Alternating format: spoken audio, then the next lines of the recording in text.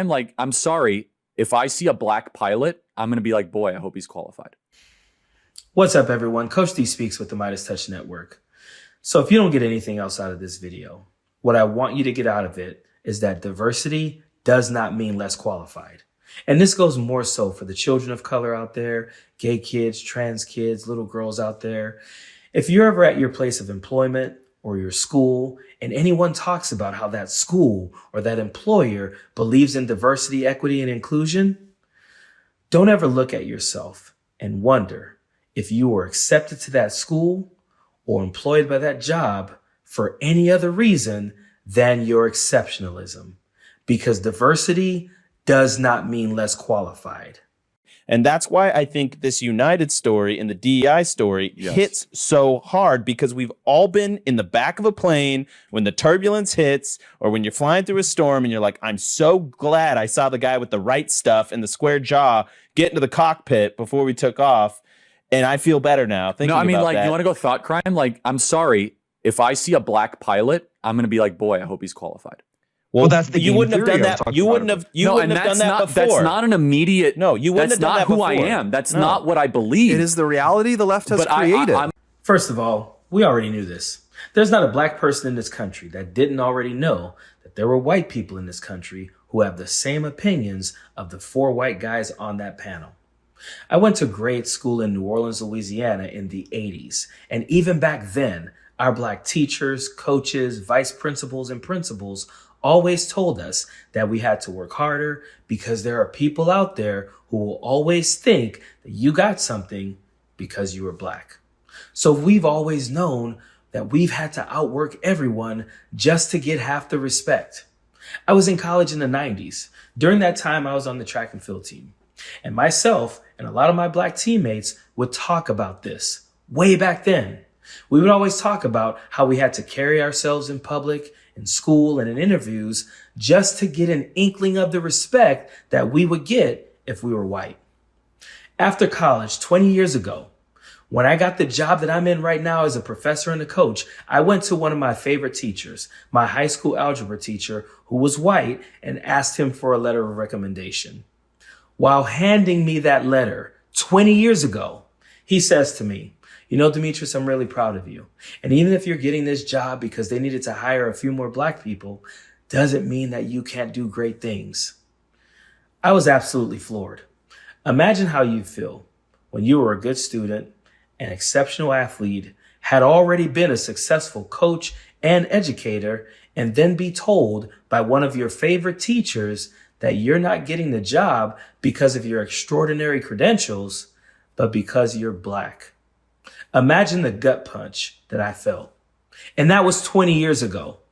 So when the guys on this panel say that this is something new or the reality that the left has created, no, we've always been told this because we've always known that there are racist white people who don't think black people are ever going to be good enough.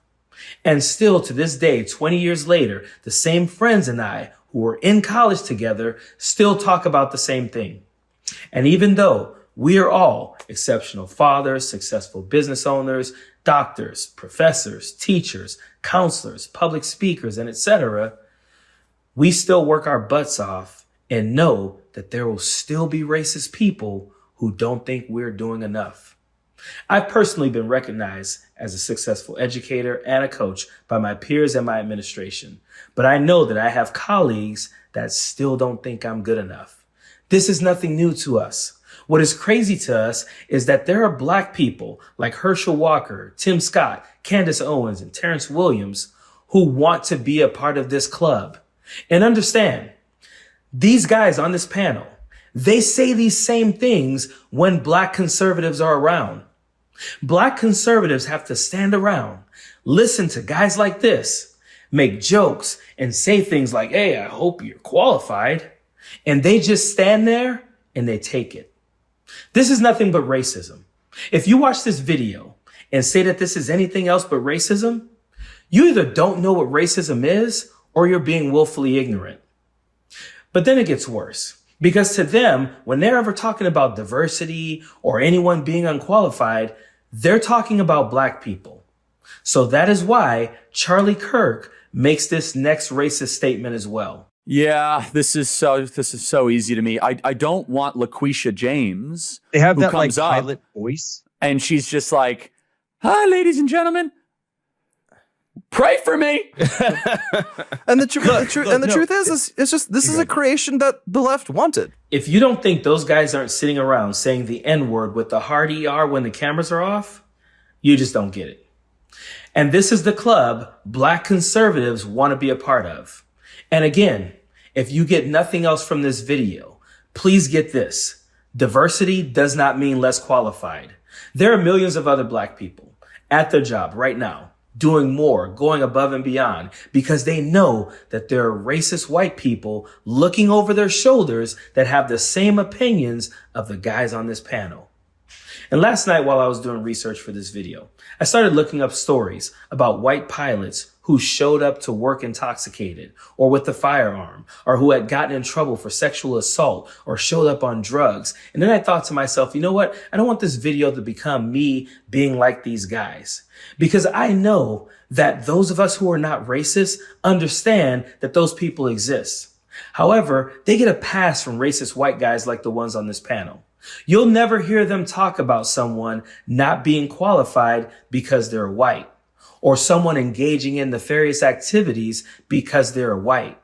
Like, they don't talk about white pilots who are not qualified. They don't talk about white police officers who are not qualified, or white doctors, or white teachers, or white realtors, or whoever that are not qualified. Because as a racist, Black people can be grouped together, but not white people. So again, to the kids out there, always know your worth. Know that despite what they say about you, you're exceptional, you're qualified, and you're definitely worthy. Period. Thanks so much for watching. We're only a few subscribers short of 2 million subs. Please subscribe right now to the MeidasTouch YouTube channel for free and help us grow this unapologetically pro-democracy network.